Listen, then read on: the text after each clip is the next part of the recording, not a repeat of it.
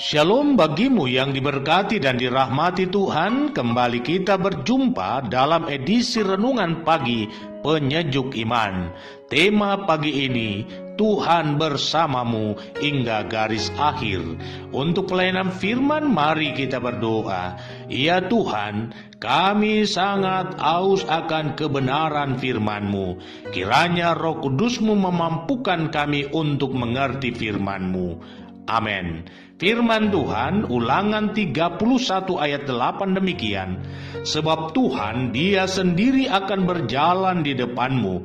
Dia sendiri akan menyertai engkau. Dia tidak akan membiarkan engkau dan tidak akan meninggalkan engkau.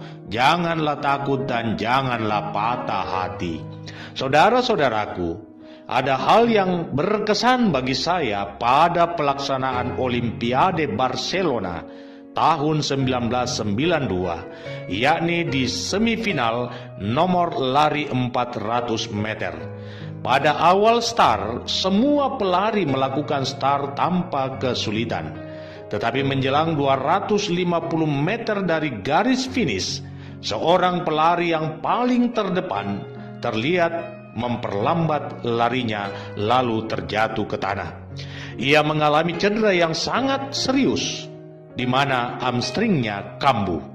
Segera tim kesehatan menuju ke arahnya dengan membawa tandu, namun ia menolak ditandu. Dengan sekuat tenaga ia berusaha berdiri dan berjalan tertati-tati. Tiba-tiba ada seorang pria masuk ke arena lalu berlari ke arah sang pelari. Spontan regu pengamanan mengejar pria tersebut. Namun ia berteriak bahwa ia adalah ayah dari pelari tersebut. Si pelari itu berkata kepada ayahnya, "Saya harus menyelesaikan perlombaan ini." Lalu ayahnya pun berkata, "Kita akan menyelesaikan perlombaan ini bersama-sama." Sang ayah pun menolong anaknya untuk tetap ada di jalur hingga mereka mencapai garis finish. Saat mereka melintasi garis finish, kurang lebih 65.000 penonton yang menyaksikan perlombaan itu memberikan standing ovation. Sang pelari itu bernama Anthony Derek Redmond dan ayahnya bernama Jim Redmond. Anthony Derek memang tidak berada di urutan pertama sebagai pemenang lomba, tetapi ia telah menunjukkan jiwa kesatria untuk menyelesaikan perlombaan itu dengan baik tanpa harus menjadi yang terdepan. Pada saat sesi jumpa pers, sang ayah ditanya, mengapa ia memaksakan diri untuk masuk ke arena dan mendampingi anaknya.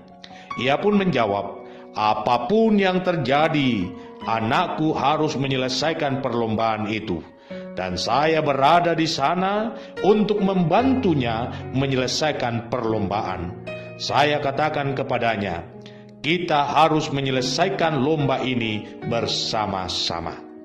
Pada tahun 2008, perjuangan Anthony Derek Redmond menjadi fighter promosi pada iklan visa Olimpiade.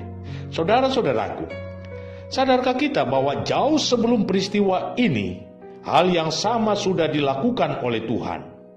Ketika manusia terjatuh ke dalam dosa, Tuhan berusaha menjumpai manusia dan berusaha memulihkan keadaannya. Tuhan sangat serius dengan tindakannya itu. Karena apa? Karena manusia adalah karyanya yang begitu agung dan mulia.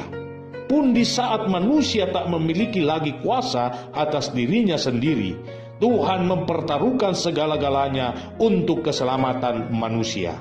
Kristus pun harus dikorbankan agar manusia beroleh jalan masuk kepada keselamatan.